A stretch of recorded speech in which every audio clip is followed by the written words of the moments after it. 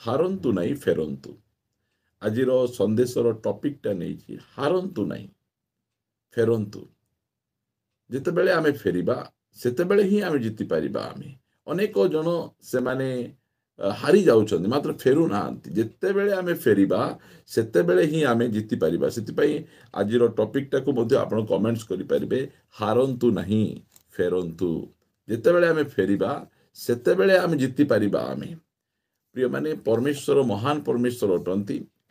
ମୋ ସହିତ ଆପଣ ଗୋଟେ ବାକ୍ୟ ଫିଟେଇବେ। ମୁଁ ଆପଣମାନଙ୍କୁ ରୁତ୍ ପୁସ୍ତକ, ବିଚାରକର୍ତ୍ତା ପରେ ରୁତ୍ ପୁସ୍ତକ ରହିଅଛି, ଆଉ ପ୍ରଥମ ସାମୁଏଲ ପୁସ୍ତକ ପୂର୍ବରୁ ରୁତ୍ ପୁସ୍ତକ ରହିଅଛି। ଆଉ ସେଇ ସ୍ଥାନରେ ମୁଁ ଗୋଟେ ପଦ ଆପଣମାନଙ୍କ ନିମନ୍ତେ ପଢ଼ିବା ପାଇଁ ଚାହୁଁଛି। ବହୁତ ଧନ୍ୟବାଦ, କମେଣ୍ଟସ୍ କରିଛନ୍ତି। ହାରନ୍ତୁ ନାହିଁ ଫେରନ୍ତୁ। ଆମକୁ ଫେରିବାର ଅଛି। ଏକ ଅଧ୍ୟାୟ ରୁତ୍ ପୁସ୍ତକ। ବାଇବଲରେ ଦୁଇଟା ପୁସ୍ତକ ରହିଛି, ଯେଉଁ ପୁସ୍ତକ କି ସ୍ତ୍ରୀ ମାନଙ୍କ ନାମରେ ରହିଅଛି। ଗୋଟିଏ ରୁତ୍ ଆଉ ଗୋଟିଏ ହେଲା ଏଷ୍ଟର। ରୁତ୍ ସେ ଜଣେ ଜିହୁଦୀ ଝିଅ ବା ସ୍ତ୍ରୀ ଲୋକ ନଥିଲେ। ସେ ମୋଆବ ଦେଶର ସ୍ତ୍ରୀ ଲୋକ ଥିଲେ। ଆଉ ତାଙ୍କର ବଂଶଧର ମାନେ, ତାଙ୍କର ଇତିହାସ ବହୁତ ଖରାପ। ଗୋଟେ ଆଡଲ୍ଟରି ଜେନେରେସନରୁ ସେମାନେ ଆସିଛନ୍ତି। ଆଉ ସେଇ ପ୍ରକାର ଗୋଟେ ଜେନେରେସନରୁ ଗୋଟିଏ ସ୍ତ୍ରୀ ଲୋକ କି ପ୍ରକାର ଭାବରେ ପ୍ରଭୁଙ୍କ ନିକଟକୁ ଫେରିଛନ୍ତି, ସେଥିପାଇଁ ତାଙ୍କ ନାମରେ ଏହି ପୁସ୍ତକଟା ଲେଖାଯାଇଛି, ରୁତ୍ ପୁସ୍ତକ। ଏହି ସ୍ଥାନରେ ଯଦି ପଢିବା ଏକ ଅଧ୍ୟାୟ, ରୁତ୍ର ଏକ ଅଧ୍ୟାୟ, ଏହାର 6 ପଦ। ଅନନ୍ତର ସେ ସ୍ତ୍ରୀ ଆପଣା ପୁତ୍ରବଧୂ ମାନଙ୍କୁ ଘେନି ମୋଆବ ଦେଶରୁ ପ୍ରସ୍ଥାନ କରିବା ପାଇଁ ଉଠିଲା। ଯେହେତୁ ସଦାପ୍ରଭୁ ଯେ ଆପଣା ଲୋକଙ୍କର ତତ୍ତ୍ୱାବଧାରଣ କରି ଆହାର ଦେଇଅଛନ୍ତି, ଏହି କଥା ସେହି ସ୍ତ୍ରୀ ମୋଆବ ଦେଶରେ ଥାଇ ଶୁଣିଲା। ପ୍ରିୟମାନେ, ଯେଉଁ ସମୟରେ ନୟମୀ ସେ ବେଥଲିହିମରୁ ମୋଆବ ଦେଶକୁ ଆସିଛନ୍ତି, ବେଥଲିହିମରେ ଏମିତି ଗୋଟେ ସମୟ ଆସିଲା, ବେଥଲିହିମରେ ଦୁର୍ଭିକ୍ଷ ପଡ଼ିଲା। ବେଥଲିହିମ ହେଉଛି ରୁଟିର ଗୃହ। ରୁଟିର ଗୃହରେ କ'ଣ ପଡ଼ିଛି? ଦୁର୍ଭିକ୍ଷ ପଡ଼ିଛି। ଯେତେବେଳେ ଦୁର୍ଭିକ୍ଷ ପଡ଼ିଛି, ସେହି ସମୟରେ ଏମାନେ ରୁତ୍ ଆଉ ତାଙ୍କର ସ୍ୱାମୀ ଏଲିମେଲକ ଆହୁରି ତାଙ୍କର ଦୁଇ ପୁଅ, ନୟମୀ, ତାଙ୍କର ସ୍ୱାମୀ ଏଲିମେଲକ ଆଉ ତାଙ୍କର ଦୁଇ ପୁଅ ମହଲନ କିଲିୟନ, ଏଇ 4 ଜଣ ଲୋକ ସେମାନେ ବଞ୍ଚିବା ପାଇଁ, ସେମାନେ ନିଜର ପରିବାରକୁ ରକ୍ଷା କରିବା ପାଇଁ ସେମାନେ ବେଥଲିହିମ ଛାଡ଼ିଦେଲେ, ପ୍ରଭୁଙ୍କ ଘରକୁ ଛାଡ଼ିଦେଲେ, ରୁଟିର ଘରକୁ ଛାଡ଼ିଦେଲେ।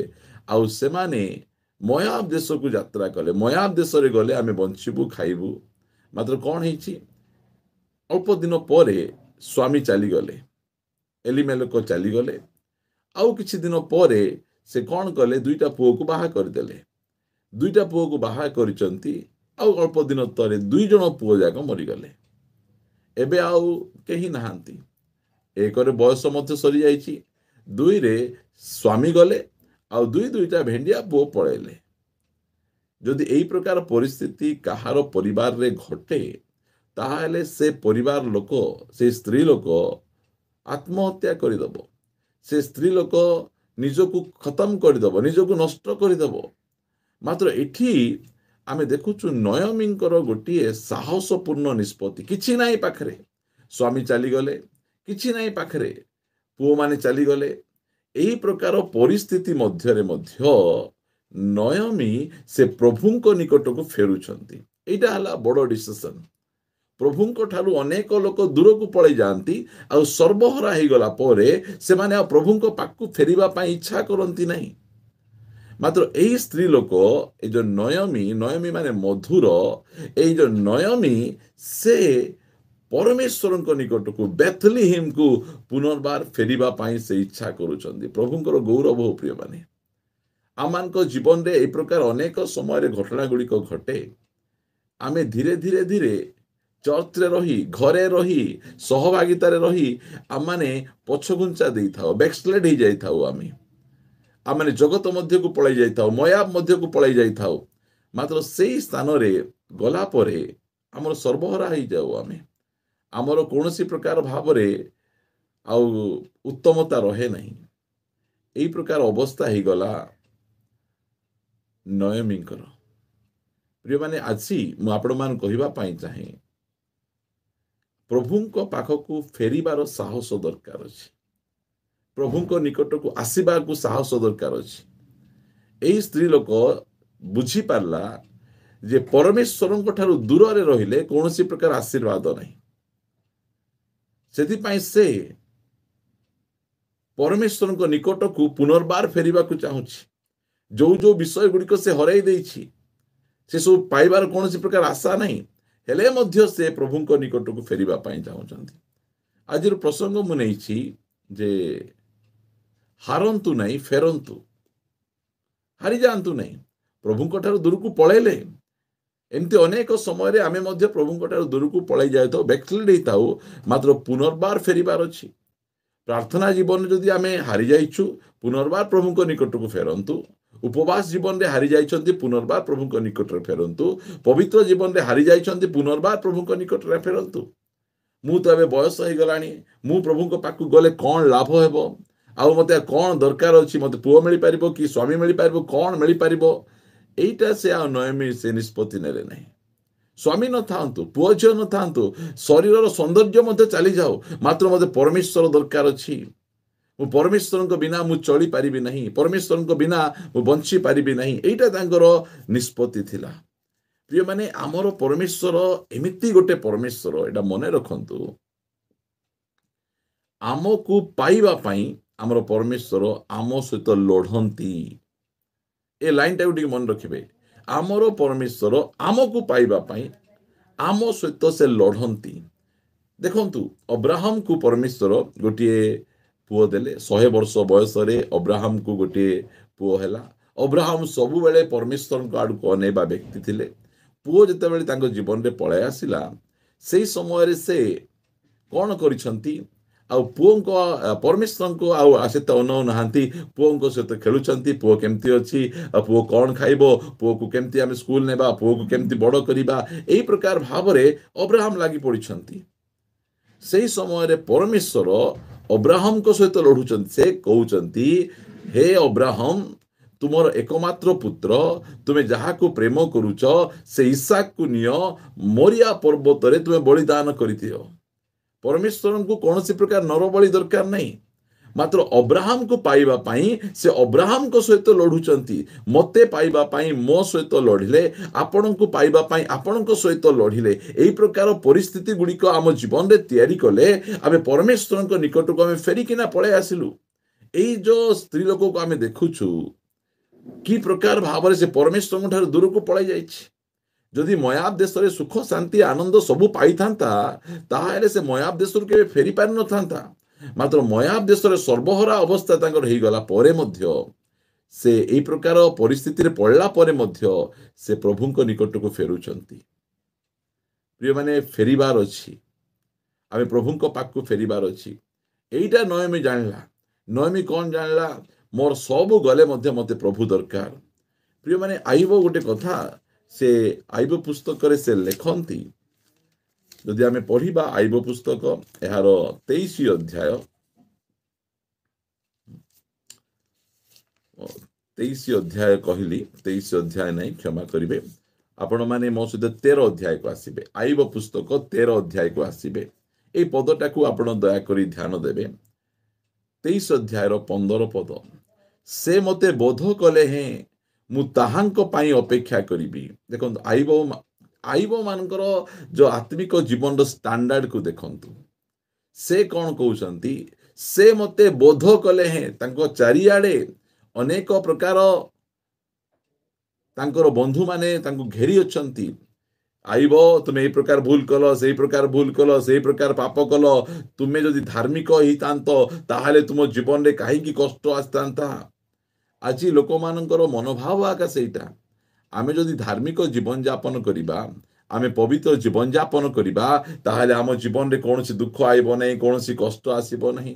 ଆଇବଙ୍କୁ ପରମେଶ୍ୱର ନିଜେ ସାର୍ଟିଫିକେଟ ଦେଇଥିଲେ। ଆଇବଙ୍କ ପରି ପରମେଶ୍ୱର ଭୟ, କୁକ୍ରିୟା ତ୍ୟାଗୀ, ଆଉ ସେ এই ପ୍ରକାର ବ୍ୟକ୍ତି এই ଜଗତରେ କେହି ନାହାନ୍ତି ବୋଲି ପରମେଶ୍ୱର ସେ ଆଇବଙ୍କୁ ସେ ନିଜେ ସାର୍ଟିଫିକେଟ ଦେଇଥିଲେ।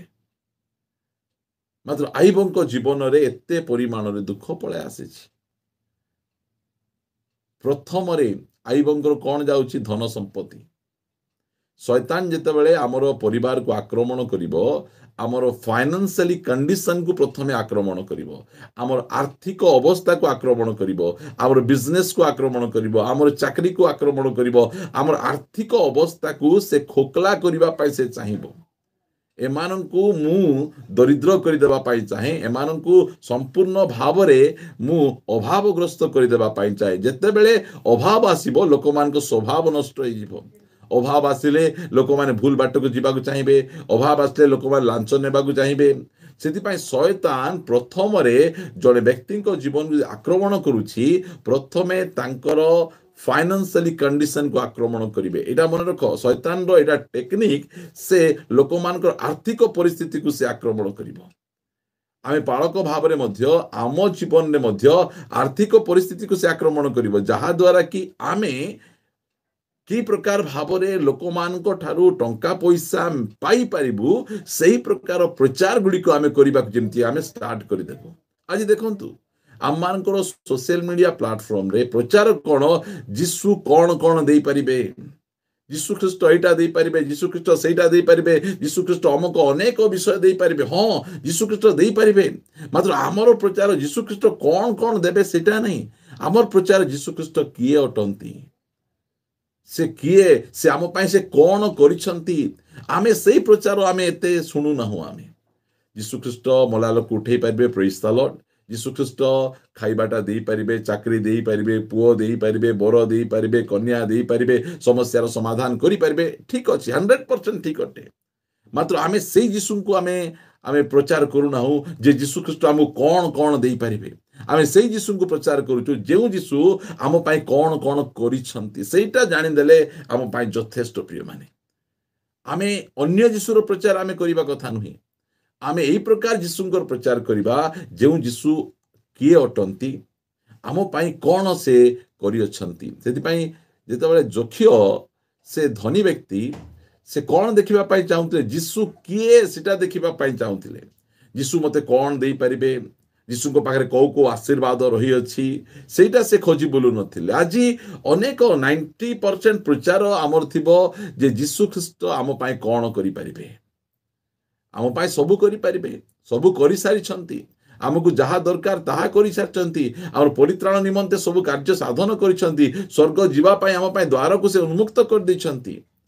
ମାତ୍ର ଯୀଶୁ ଖ୍ରୀଷ୍ଟ କଣ ଦେଇପାରିବେ ନାହିଁ, ସେ ଆମ ପାଇଁ କଣ କରିଛନ୍ତି ଆଉ ସେ କିଏ, ଆମେ ଯଦି ସେଇଟା ଆମେ ଜାଣିଦେବା, ଆମେ ତାହେଲେ ଆମର ଖ୍ରୀଷ୍ଟିଆନ ଜୀବନ ବହୁତ ସହଜ ହେଇଯିବ। ପ୍ରିୟମାନେ, ସେବେ ଆୟୁବ ସେଇଟା ଜାଣିଥିଲେ। ସେଥିପାଇଁ ଆୟୁବ କୌଣସି ପ୍ରକାର ଭଣ୍ଡାମିରେ ପଡ଼ିଲେ ନାହିଁ। ଆୟୁବ ସେ କହୁଛନ୍ତି, ମୋର ଧନ ସମ୍ପତ୍ତି ଚାଲିଗଲା, ମୋର ପୁଅ ଝିଅ ଚାଲିଗଲେ, ମୋର ସ୍ୱାସ୍ଥ୍ୟ ଚାଲିଗଲା, ମୋର ବନ୍ଧୁମାନେ, ମୋର ନିଜର ସ୍ତ୍ରୀ ସମସ୍ତେ ଚାଲିଗଲେ, ମୋ ପାଖରେ ଏବେ କେବଳ ମୋର ପ୍ରାଣ ଏକା ଅଛି, ମୋର ଜୀବନ ଏକା ଅଛି। ଆଉ ଲେଖାଯାଏ, ସେ ମତେ ବୋଧ କଲେ ହେଁ, ମୋର ଜୀବନ ନେଇଗଲେ ହେଁ, ମୁଁ କଣ କରିବି? ମୁଁ ତାହାଙ୍କ ପାଇଁ ଅପେକ୍ଷା କରିବି। କି ଷ୍ଟେଟମେଣ୍ଟ, କି ସାକ୍ଷ୍ୟ, କି କଥା ସେ କହୁଛନ୍ତି। ଏହି ପ୍ରକାର ବିଶ୍ୱାସୀ ଆମେ ହେବାର ଆବଶ୍ୟକ ରହିଅଛି। ଯୀଶୁଙ୍କ ପାଖକୁ ଆସିଲା ପାଇଁ ଆମକୁ କଣ ମିଳିଲା ରେ ତତେ? ଯୀଶୁଙ୍କ ପାଖକୁ ଆସିଲା ପରେ ଆମେ କହିବାର ଅଛି, ଯୀଶୁଙ୍କ ପାଖକୁ ଆସିଲା ପରେ ଆମେ ପରମେଶ୍ୱରଙ୍କୁ ପାଇଲୁ, ପରମେଶ୍ୱରଙ୍କୁ ଆମେ ପାଇଗଲୁ। ଆମକୁ ପରମେଶ୍ୱର ଆମକୁ ମିଳିଗଲେ, ଆମକୁ ଆଉ କିଛି ଦରକାର ନାହିଁ। ଆଗରେ ଯାହାର ସେବା କରୁଥିଲୁ ସେମାନେ ପରମେଶ୍ୱର ନଥିଲେ, ଏବେ ଯୀଶୁଙ୍କ ପାଖକୁ ଆଇଲା ପରେ ଆମେ ପରମେଶ୍ୱର ପାଇଲୁ। ସେଇଟା ସେ ଏଫେସୀୟ ମଣ୍ଡଳୀକୁ ସେ ଲେଖୁଛନ୍ତି। ମୁଁ ଏଠିକୁ ଆସିବି, ଏଫେସୀୟ ମଣ୍ଡଳୀ 2 ଅଧ୍ୟାୟରେ ପାଉଲ ସେ ଏଫେସୀୟ ମଣ୍ଡଳୀ ଲୋକମାନଙ୍କୁ ସେ ଅନେକ ବିଷୟ ଲେଖିଲା ପରେ ଏହି ବିଷୟ ମଧ୍ୟ ଲେଖୁଛନ୍ତି ଯେ ପ୍ରଭୁଙ୍କ ପାଖକୁ ଆସିଲା ପରେ କଣ? ଯଦି ଆମେ 12 ପଦ ପଢିବା, ଯେତେବେଳେ ଆମେ ବିଜାତି ଥିଲୁ 11 ପଦରୁ, ଅତଏବ ତୁମ୍ଭେମାନେ ପୂର୍ବରେ ଯେତେବେଳେ ଶରୀର ସମ୍ବନ୍ଧରେ ବିଜାତି ଥିଲ ଓ ଶାରୀରିକ ଭାବେ ହସ୍ତକୃତ ସୁନତ ଲୋକମାନଙ୍କ ଦ୍ୱାରା ଅସୁନତ ବୋଲି ଖ୍ୟାତ ହେଉଥିଲ, ସେତେବେଳେ ତୁମ୍ଭେମାନେ ଖ୍ରୀଷ୍ଟଙ୍କ ଠାରୁ ପୃଥକ, ଇସ୍ରାଏଲର ପ୍ରଜାସତ୍ୱ ରହିତ, ପ୍ରତିଜ୍ଞାଯୁକ୍ତ ନିୟମର ନିରଂଶ, ପୁଣି ଜଗତରେ ଭରସାହୀନ ଓ ଈଶ୍ୱର ବିହୀନ ହେଇଥିଲ ଏହା ସ୍ମରଣ କର। ଆଗରେ ଆମ ପାଖରେ କଣ ନଥିଲା? ଆଗରେ ଆମ ପାଖରେ ସବୁ ଥିଲା, ସବୁ ପ୍ରକାର ସୁବିଧା ଥିଲା, ମାତ୍ର କଣ ନଥିଲା? ପରମେଶ୍ୱର ନଥିଲେ ଆମ ପାଖରେ। ଆମ ପାଖରେ ପରମେଶ୍ୱର ନଥିଲେ, ଆମେ ପରମେଶ୍ୱର ବିହୀନ ଜୀବନ ଯାପନ କରୁଥିଲୁ। ଆମେ ମାତ୍ର ଯେଉଁ ସମୟରେ ଆମେ ଯୀଶୁଙ୍କ ନିକଟକୁ ଆସିଲୁ, ଆମକୁ ପରମେଶ୍ୱର ମିଳିଗଲେ। ହେଇପାରେ ଆମକୁ ସୁସ୍ଥତା ମିଳି ନପାରେ, ହେଇପାରେ ଗୋଟେ ଭଲ ଚାକିରି ମିଳି ନପାରେ, ହେଇପାରେ ଆମକୁ ଗୋଟେ ବଡ଼ ଘର ଆମେ ବାନ୍ଧି ନପାରୁ, ମାତ୍ର ପରମେଶ୍ୱର ତ ମିଳିଗଲେ। ପରମେଶ୍ୱର ତ ଆମ ସହିତ ଅଛନ୍ତି। ଏଇଟା ଆମମାନଙ୍କର ସାହସ, ଏଇଟା ଆମମାନଙ୍କର ଭରସା।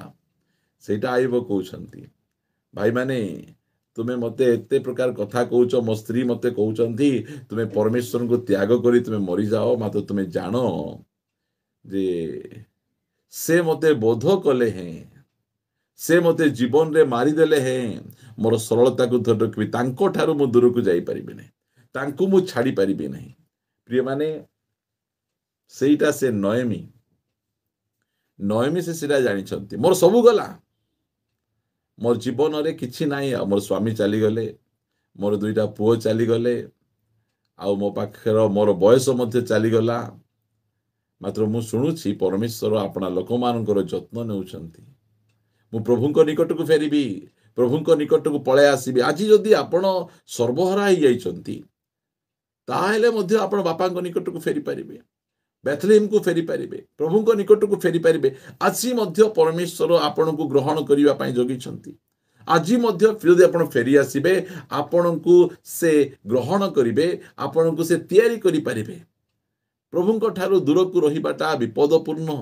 ଏ ପରିବାର କେତେ ବର୍ଷ ପ୍ରଭୁଙ୍କ ଠାରୁ ଦୂରକୁ ରହିଲେ? ଯଦି ଆମେ ପଢିବା କି ପ୍ରକାର ଅବସ୍ଥା ତାଙ୍କର ହେଇଗଲା। ଏମାନେ ଏତେ ସୁନ୍ଦର ଭାବରେ ପ୍ରଭୁ ପାଖରେ ଥିଲେ। ଲେଖାଯାଉଛି ରୁତ୍ ପୁସ୍ତକ 1 ଅଧ୍ୟାୟର 4 ପଦରେ ଏମିତି ଲେଖାଗଲା, ସେହି ପୁତ୍ରମାନେ ମୋଆବ ଦେଶୀୟ ସ୍ତ୍ରୀ ଲୋକମାନଙ୍କ ମଧ୍ୟରୁ ଭାର୍ଯ୍ୟା ଗ୍ରହଣ କଲେ। ଜଣଙ୍କର ଭାର୍ଯ୍ୟାର ନାମ ଅର୍ପା, ଆନର ନାମ ରୁତ୍। ପୁଣି ସେମାନେ ଉଣାଧିକ 10 ବର୍ଷ ଯାଏ ସେଠାରେ ବାସ କଲେ। 10 ବର୍ଷ ଯାଏ ସେମାନେ ପରମେଶ୍ୱରଙ୍କ ଠାରୁ ଦୂରରେ ଥିଲେ। ପରମେଶ୍ୱରଙ୍କ ପ୍ରେଜେନ୍ସ ନଥିଲା, ସହଭାଗିତା ନଥିଲା, ପବିତ୍ର ଜୀବନ ଯାପନ ନଥିଲା। ସେମାନେ ପରମେଶ୍ୱରଙ୍କ ଠାରୁ, ବେଥଲେହେମ ଠାରୁ, ମଣ୍ଡଳୀ ଠାରୁ, ସହଭାଗିତା ଠାରୁ, ପରମେଶ୍ୱରଙ୍କ ଲୋକମାନଙ୍କ ଠାରୁ ସେମାନେ 10 ବର୍ଷ ଦୂରରେ ରହିଛନ୍ତି। ଆଉ 10 ବର୍ଷ ଭିତରେ ସର୍ବହରା ହେଇଯାଇଛନ୍ତି। ଆଉ କିଛି ନାହିଁ ତାଙ୍କର, କୌଣସି ପ୍ରକାର ଭାବରେ ତାଙ୍କ ଜୀବନରେ ଆଶୀର୍ବାଦ ନାହିଁ। ସେଇ ପ୍ରକାର ଅବସ୍ଥାରେ ସେମାନେ ରହିଲେ। ଏହି ପ୍ରକାର ଅବସ୍ଥାରେ ମଧ୍ୟ, ସବୁ ହରାଇଲା ପରେ ମଧ୍ୟ ନୟମୀଙ୍କର ଗୋଟେ ନିଷ୍ପତ୍ତି ଦେଖନ୍ତୁ। ମୁଁ ଏବେ ଫେରିକିନା ଯିବି, ମୁଁ ଏବେ ମୋର ବିଧବା ହେଇଗଲା, ମୋ ଶାଢ଼ୀ ଚେଞ୍ଜ ହେଇଗଲା, ମୋର ପୁଅ ଝିଅମାନେ ମଧ୍ୟ ମୋ ସହିତ ନାହାନ୍ତି, ହେଲେ ମୋର ଅବସ୍ଥା କ'ଣ ହେବ? କ'ଣ ହେବ ମୋର ଅବସ୍ଥା? ଲୋକମାନେ ମୋତେ କ'ଣ କହିବେ? ସେ ଲୋକମାନଙ୍କର କୌଣସି ପ୍ରକାର କେୟାର କରୁନାହାନ୍ତି। କିଏ କ'ଣ କହିବେ, ମୁଁ କେମିତି ଆଉ ଯିବି ଏବେ?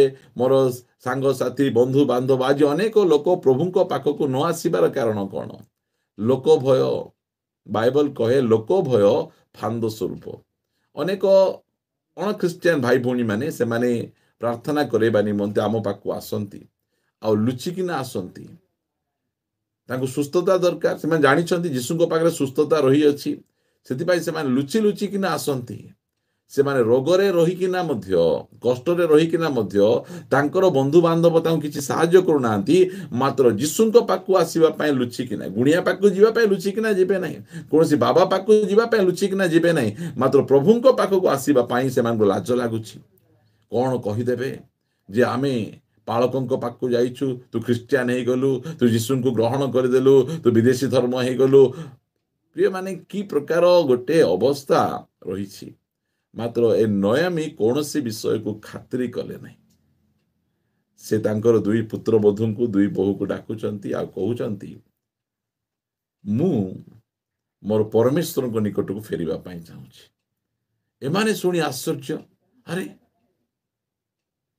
ଯୋଉ ପରମେଶ୍ୱର ତୁମ ପ୍ରତି ଏମିତି ବ୍ୟବହାର କଲେ, ତୁମ ସ୍ୱାମୀକୁ ନେଇଗଲେ, ତୁମ 2ଟା ପୁଅକୁ ନେଇଗଲେ, से परमेश्वर पाखु तुम आउ थे जावाक चाहूच से छानिया से माने ये केमती स्त्री लोक एटा से विश्वास गुड़िक से देखी प्रिय माने मरतु नहीं फेरतु डेरी ही गला तो किसी असुविधा नहीं आम फेरी पारिबा आमे परमेश्वर आमको सुजोग देइचंती तांको निकट को फेरिबा पाई आमे फेरिले ही आमे आशीर्वाद पाई पारि बाइबल कहे तुमे जदि फेरिबो मु तुमको आशीर्वाद करिबी मु तुमर जत्न नेबी परमेश्वर एते भलो परमेश्वर से बाध्य करंती नहीं सेटा परमेश्वर को बहुत भल लगे परमेश्वर काहाकू मध्य बाध्य करंती नहीं काहाकू जबरदस्ती करंती नहीं प्रत्येक भाई भौणी मानकू से सुजोग दौरान आमको स्वाधीन इच्छा दौरान से परिस्थिति को तैयारी करि परिबे मात्र से काहाकू जबरदस्ती झिकी स्वर्ग को नेबे नहीं कि काहाकू जबरदस्ती नरक आड़ को से ठेली देवा परमेश्वर से नहांती ए नयमी जीवन रे प्रकार परिस्थिति आसिला से शुणुछंती जे परमेश्वर अपना लोक मानकर जत्न नेबाटा आरंभ कले जिते यही कथा शुणी से फेरी आसुचंती मु एठी लेखा जाए ज्ञानी सलोमन से लेखंती जदि आमे पढ़िबा हितोपदेश पुस्तक यार एक अध्याय रे से सुंदर पद केतरा लिखती से आपण मान पढ़ी शुणेबा पई चाहे यार 20 पदरु ज्ञान रास्तार उच्च स्वर डाकई से छक स्थान मानक अपना रब शुणाए से लोक मानकर प्रधान स्थान रे डाकई नगर द्वार प्रवेश स्थान रे नगर मध्य अपना वाक्य उच्चारण करी कहई हे निर्बोध लोक माने केते काल मूर्खता को भल पाइब हे निंदक माने आउ केते काल निंदारे संतुष्ट हेबो हे मूर्ख माने आउ केते काल विद्या को घृणा करिबो मो अनुजोगरे मन फेराओ फेरी आस मो निकट को फेरी आस मु तुमको डाकुछि मु तुमको आह्वान करुछि तुमे मो निकट को तुमे फेरी आस एइटा प्रभुंकर डाक मोबाइल रे केते दिन बाया थिबो बॉयफ्रेंड गर्लफ्रेंड रे केते दिन बाया थिबो कैरियर रे केते दिन बाया थिबो केते दिन ए जगत रे तुमे बाया हेइ थिबो तुमको मोबाइल रे मु डाकुछि टीवी रे मु डाकुछि तुम पत्र पत्रिका रे मु डाकुछि रास्ता रे मु डाकुछि मु तुमको डाकुछि तुमे फेरो तुमे जतो बेले फेरिबो मो कथा सुनी कोन हेबो मु तुम्भो मानक ऊपर अपना आत्मा ढाली देबी परमेश्वर कहउछ जे फेरले मारिबी नहीं फेरले दंड देबी नहीं फेरला परे मु कोन करबी तुमो ऊपर पवित्र आत्मा को ढाली देबी तुमको शक्ति देबी अभिषेक देवी व्यवहार करी तुमको मो राज्य निमंते व्यवहार करी तुमको ऊपर को उठेबी परमेश्वर एटा कहउछंती प्रिय मान लिखा जाउची फेरो मो तुमको आत्मा ढाली देवी मु अपना वाक्य सब तुम मान को जणेबी मु जणेबी मोर वाक्य तुम प्राय मु कौन कौन जाक योजना करिछि कौन कौन जाक प्लान करिछि से सब गुड़िक मु तुमको जणेबी प्रिय माने आसी मध्य आमर परमेश्वर आमको कहउछंती फेरो हे जुबा माने फेरो हे युवती माने फेरो हे माँ बापा माने फेरो हे प्रभु को दास दासी माने फेरो हे चाकरी करिबा लोक फेरो हे बिजनेस करिबा लोक फेरो मु तुम ऊपर अपना आत्मा ढाली देबी मु तुमको मोर वाक्य गुड़िक तुमको जणेबी आज सुजोग से दिन नयमी से गोटे बोल्ड निष्पत्ति नेला आ कहूची मु प्रभुंको निकट को फेरिबी मु बेथलीहिम को फेरी जीबी जेते जाए आमे बेथलीहिम रो दूर रे थिबा हमर परिस्थिति खराब थिबो मात्र बेथलीहिम रे आइला परे परमेश्वर जत्न नेबा को स्टार्ट करिवे परमेश्वर पुरातन समय रे जो जो विषय गुडी को आमे हरैछु आमर मानी मर्यादा साक्ष्य आमर धन संपत्ति आमर अनेक विषय गुडी को जो हरैछु अभिषेक गुडी को हरैछु परमेश्वर पुनर्बार आम ऊपर ढाली देबा पाई चाहूचंती पुनर्बार से आम मान को देबा पाई चाहूचंती प्रिय माने आज फेरिबार समय परमेश्वर आज मध्य कहउचंती मरंतु नहीं फेरंतु आज आमको बंचिबा पाई से डाकुचंती से जगार तुम मरीज तुम फेरी आस मो निकट को पळे आस मु तुमको डाकुछि प्रिय माने परमेश्वर डाकिबा समय रे आमे कि प्रकार भावे अणदेखा करि परिबा ता पछे कहउछंती मात्र तुम्हे माने 24 पदरे जेहेतु मु डाकिली पुणी तुम्हे माने नास्ती कल नहीं बोली कहिदेल देखो केते दुखर विषय परमेश्वर डाकुछंती सेही समय रे लोक माने नहीं बोली कहउछंती आमे आसीबो नहीं आमे तुम निकट को फेरिबो नहीं परमेश्वर का जबरदस्ती करू नाहंती कहा को जबरदस्ती करू नाहंती मु हस्त विस्तार कली केही मान्य कला नहीं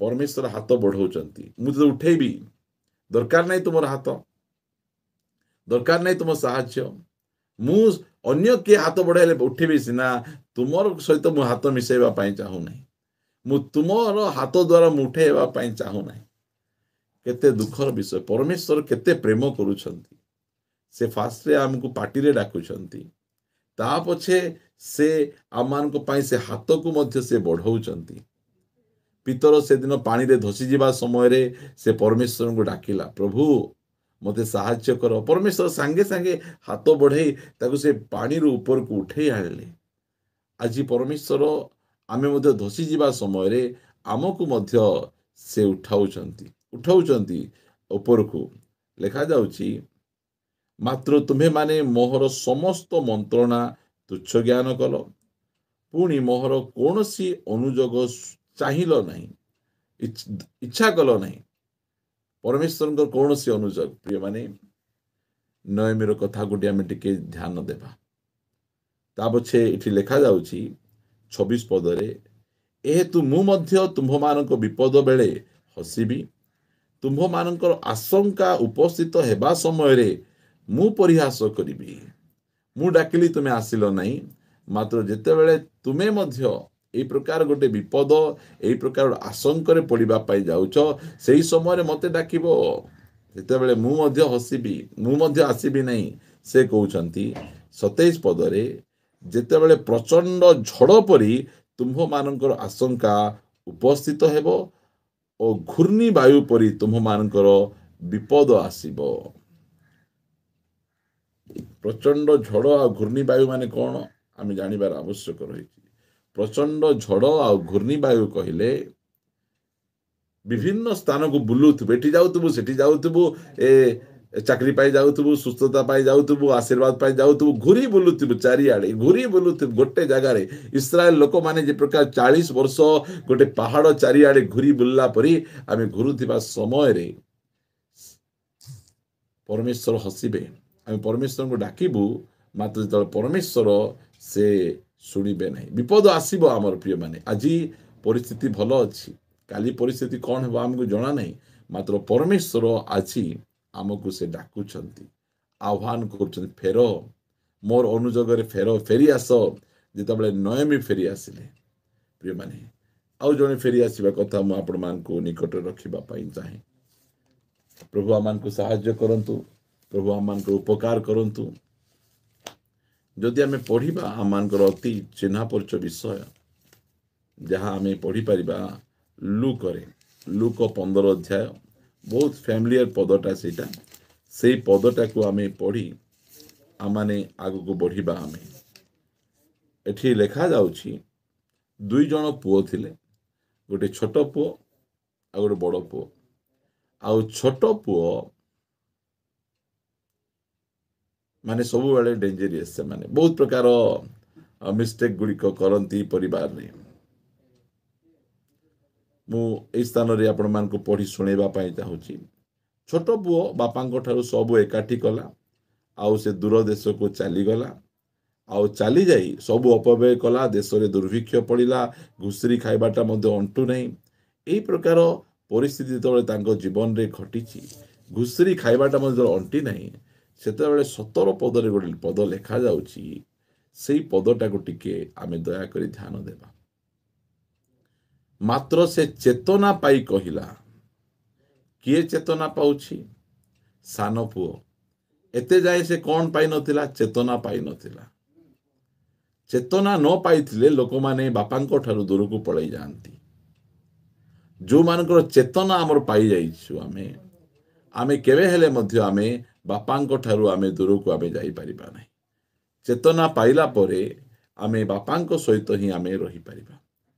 ए पिला चेतना पाई नथिला, बापांको सहित रहितिला, मंडली रे रहितिला, मात्र तार कौनसी प्रकार भाव चेतना नथिला। गीत गाउथिला, ताली मारुथिला, होसाना हालेलुया प्रेज द लॉर्ड करुथिला, मात्र ता जीवन रे चेतना नथिला। एमिति प्रकार परिस्थिति गुड़िक आम जीवन रे आसे, से समय रे आमको चेतना मिले। केते बेले जेते बेले पेट्रे लात बाजे, खाइबार अभाव हुए, खाइबाटा मिले नहीं, से समय रे आमको मने पड़े बापांको पाखरे थिबा समय रे आमे केते भलो खाउथिलु, प्रभुंको पाखरे थिबा समय रे परमेश्वर आमर केमती जत्न नउथिले। प्रिय माने माने फेरिबा लोक, से मु आपण मान कहूँ आज अनेक जन से माने फेरी नाहंती। जो समय रे नह गोटे काऊ को उड़े देले जहाज रे, जदले 40 दिन 40 राति वर्षा हैला, आ वर्षा जल कमी कमी आसुथिबा समय रे से जगतर परिस्थिति को जानिबा पाई से गोटे काऊ को उड़े देले। से काऊ उड़ी उड़ी गला, से काऊ फेरी नहीं, मात्र गोटे काप्ता को उड़े दबारु काप्ता फेरी किना पळे आसिला। प्रिय माने आमे काप्ता अटु, आमे काऊ नाहु। काऊ माने जदि मंडली रु जिबे, प्रभुंको ठारू दूरकू जिबे, से माने केबे हेले फेरिबे नहीं। काऊ उड़ी जाई कौनसी प्रकार गोटे शब, गंधिया शब भासिकिना जाउथिबो, मढ़ा गोटे भासी जाउथिबो, से मढ़ा उपरे बसी से मढ़ा खाइबारे से लागी पड़िथिबो, से फेरी आसिला नहीं। मात्र जो माने काप्ता माने अटंती, से माने जगत को जिबे, काम दाम करिबे, मात्र से माने जगत रे रही जिबा लोक माने नहीं। से माने फेरी किना पुनर्बार डंगा भितर को पळे आसीबा लोक माने, प्रभु को पाख को फेरी आसीबा लोक माने। काऊ माने केबे फेरिबे नहीं, मात्र जो माने काप्ता अटंती, पारा अटंती, से माने फेरी किना प्रभु को निकट को आसीबे। प्रभुंकर गौरव हो, परमेश्वर आमानकर जत्न तत्व नियंतु। प्रिय माने आमे काप्ता माने अटु, आमे प्रभुंको ठारू बहुत दूर को जाए आमे रही पारिबु नहीं। सेतिपय आइबो कहउछथि मु प्रभुंको छाड़ी पारिबे नहीं, से मते बोध कले मु तांको सहित रहिबी। से ही मोर सब किछि अटंती, मोर धन संपत्ति जाऊ, मोर धन संपत्ति मोर लोड़ा नहीं, मोर प्रभु मते आवश्यक रही। मोर प्रभु अछंती ताहाले सबु अछि। आज परमेश्वर आमान को मध्य फेरिबा पाई आमान को कहउछथि। प्रिय माने एरा होची गोटे फेरिबार, मन परिवर्तन करी बापांको निकट को फेरिबार, प्रभुंको निकट को फेरिबार, अनुताप करी फेरिबार। से लेखा हे इस्राएल फेरी आस, मो निकट को फेरी आस, मु तुमको जत्न नेबी, मु तुमको आशीर्वाद करी, मु तुमको पुनर्बार अपना आत्मा अपना वाक्य जणैबी। प्रभुंकर गौरव हो। आज आमे फेरिबा। सान पुओ चेतना पाइला, आमे मध्य चेतना पाइबार अछि। चेतना पाइबा लोक फेरी पारिबे। से तार सर्वहरा अवस्था किछि नाही, बापांकर संपत्ति गुड़े देछि, आ कोनोसी प्रकार भाबरे मानी मर्यादा नै। एई प्रकार अवस्था मध्य रे सान पुओ से रहिला परे जेते बेले घुसरी खाइबाटा अंटु नाही, की प्रकार अवस्था। कुकुरर बिस्केट आमे खाई परिबु नाही, हमको भल लागिबो नाही। आमे जदि आमे खाउथिबा समय रे गोटे पोक पड़ी गले आमे काढिकिना फिंगी आमे देबु। आमे मात्र बुझी देखंतु प्रभुंको ठारू दूर को गले परिस्थिति केमिति। घुसरी खाइबाटा मध्य सही पुओ को अंटला नहीं, सही समय रे से कौन करुअछि, चेतना पाई कहिला मोर बापांकर केते मूल्यार खाद्य बळी पडुछि। एबे बापांकर कथा मने पडुछि। बापांकर कथा केते बेले मने पडुछि, जो समय रे पेटरे लात बाजुछि, जो समय रे खाइबा पीबार असुविधा होछि, सेही समय रे बापांकर कथाटा मने पडुछि। कहउचंती मो बापांको केते मूल्यार खाद्य बळी पडुअछि, किंतु मु एठारे रोगरे नाही, रोगरे मरु नाही। काहीरे मरुछि, भोकरे मरुछि। किए भोकरे मरुछि? जार प्रतिपालक सदा प्रभु, जे स्वर्गरु मान्ना दियंती, 5टा रोटी 2टा माछ को 5000 लोकरु अधिक लोकंकु जे खाइबा को दियंती, ତାଙ୍କର ପୁଅ ଝିଅମାନେ ଆଜି ଭୋକରେ ମରୁଛନ୍ତି। ଭୋକରେ କାହିଁକି ମରୁଛନ୍ତି? ବେଥଲିହିମକୁ ଛାଡ଼ିଦେଲେ, ବାପାଙ୍କ ଘରକୁ ଛାଡ଼ିଦେଲେ, ବାପାଙ୍କୁ ପିଠି ଦେଖେଇଦେଲେ, ଜଗତ ଆଡ଼କୁ ଯିବା ପାଇଁ ସେମାନେ ଇଚ୍ଛା କଲେ। ପ୍ରିୟମାନେ, ଏମାନେ ହେଉଛନ୍ତି ପରିତ୍ରାଣ ପାଇଥିବା, ଉଦ୍ଧାର ପାଇଥିବା ଖ୍ରୀଷ୍ଟିଆନ ଭାଇ ଭଉଣୀମାନେ। ଧୀରେ ଧୀରେ ଧୀରେ ଧୀରେ ଜଗତର ଆକର୍ଷଣରେ ଏମାନେ ପଳେଇ ଗଲେ। ଏମାନେ ପାପୀମାନଙ୍କୁ କହୁନାହିଁ, ଏମାନେ ଦିନେ ପ୍ରଭୁଙ୍କ ସହିତ ବହୁତ ଭଲ ଭାବରେ ଥିଲେ। ଏମାନଙ୍କର ସାକ୍ଷ୍ୟ ଥିଲା, ଏମାନଙ୍କର ଗୋଟେ ନାମ ଥିଲା ଖ୍ରୀଷ୍ଟିଆନ ସମାଜରେ ପ୍ରଭୁଙ୍କ ପାଖରେ। ମାତ୍ର ଆଜି ସେମାନେ ପ୍ରଭୁଙ୍କ ଠାରୁ ଦୂରକୁ ପଳେଇ ଯାଇ ନାମ ଯାଇଛି, ସ୍ୱାସ୍ଥ୍ୟ ଯାଇଛି, ଧନ ସମ୍ପତ୍ତି ଯାଇଛି, ସର୍ବହରା ଅବସ୍ଥାରେ ସେମାନେ ଅଛନ୍ତି। ସେଥିପାଇଁ ଆଜି ମୁଁ ଆପଣମାନଙ୍କୁ ଏଇ ଏନକରେଜର କଥା କହିବା ପାଇଁ ଚାହୁଁଛି, ମରନ୍ତୁ ନାହିଁ। ମୋୟାବରେ ରହିଲେ ମରିବେ, ବାପାଙ୍କ ଠାରୁ ଦୂରରେ ରହିଲେ ମରିବେ। ଆପଣ ମଣ୍ଡଳୀ ଛାଡ଼ି ବାହାରେ ରହିବେ, ସେଇ କାଉ ପରି ମରିବେ। ମାତ୍ର ଯେଉଁ ସମୟରେ ଆପଣ ପ୍ରଭୁଙ୍କ ନିକଟକୁ ଫେରିବେ, ପିତାଙ୍କ ନିକଟକୁ ଫେରିବେ, ସେଇ ସମୟରେ ଆପଣ ବଞ୍ଚିଯିବେ। ଏଇ ପୁଅର ସାକ୍ଷ୍ୟ କ'ଣ? ସାନ ପୁଅର ସାକ୍ଷ୍ୟ, ମୋ ବାପାଙ୍କ ଘରେ ଅନେକ ମୂଲିଆ ଖାଇଲା ପରେ, ଚାକରମାନେ ଖାଇଲା ପରେ ତାଙ୍କର ରୋଷେଇର ଖାଦ୍ୟ ବଳି ପଡ଼ୁଛି। ଆହୁରି ଜଣେ ଦୁଇ ଜଣ ଆରାମସେ ଖାଇପାରିବେ। କାରଣ ଏଇ ପୁଅ ସେ ଚାକର ମୂଲିଆ ମାନଙ୍କର ଘରକୁ ସେ ଭିଜିଟ୍ କରିଛି, କେମିତି ଚଳୁଛନ୍ତି, ଆଉ ବାପାଙ୍କର ସମୟର ମୂଲିଆ ଲୋକମାନେ କେମିତି ଚଳୁଛନ୍ତି, ସର୍ଭେଣ୍ଟ କ୍ୱାର୍ଟରରେ କେମିତି ରହୁଛନ୍ତି, ଏସବୁ ସେ ଭଲ ଭାବରେ ଦେଖିଛି। ସେ ଦେଖିଲା ପରେ ଏବେ ବୁଦ୍ଧି ପଶୁଛି, ମୋର ପ୍ରଭୁଙ୍କର, ମୋର ପିତାଙ୍କର ଘରର ଲୋକମାନଙ୍କର ଆଶୀର୍ବାଦ ବଳି ପଡ଼ୁଛି, ମୁଁ ଏଠି ଟିକେ ଖାଦ୍ୟ ମିଳୁନାହିଁ, ଭୋକରେ ମୋର ପେଟଟା କାଟୁଛି, ଖାଇବାକୁ ନାହିଁ, ପେଟ ପୁରୁ ନାହିଁ, ଏହି ପ୍ରକାର ଅବସ୍ଥା। ସେତେବେଳେ ତାର ନିଷ୍ପତ୍ତି ଟିକେ ଶୁଣନ୍ତୁ ପ୍ରିୟମାନେ। ଲେଖାଯାଉଛି, ମୁଁ ଉଠି ମୋର ବାପାଙ୍କ ପାଖକୁ ଯିବି। ସେ ଫେରୁଛି, ମରନ୍ତୁ ନାହିଁ, ଫେରନ୍ତୁ। ସେ ଜାଣୁଛି, ମୁଁ ବଞ୍ଚିବା ପାଇଁ ସିନା ମୋୟାବକୁ ଆସିଥିଲି, ମାତ୍ର ମୋୟାବରେ ମୃତ୍ୟୁ ଅଛି। ମୁଁ ବଞ୍ଚିବା ପାଇଁ ତ ବାପାଙ୍କ ଠାରୁ ଦୂରକୁ ଆସିଥିଲି, ମାତ୍ର ଏଇ ଜାଗାରେ ମୃତ୍ୟୁ ଅଛି। ପ୍ରିୟମାନେ, ଆମେ ବଞ୍ଚିବା ପାଇଁ ଯଦି ଆମେ ବାପାଙ୍କୁ ଛାଡ଼ିକିନା ଦୂରକୁ ଯାଉଛୁ, ତାହେଲେ ମୃତ୍ୟୁ ଆମକୁ ଜଗିଛି, ମୃତ୍ୟୁ ଆମକୁ ଜଗିଛି।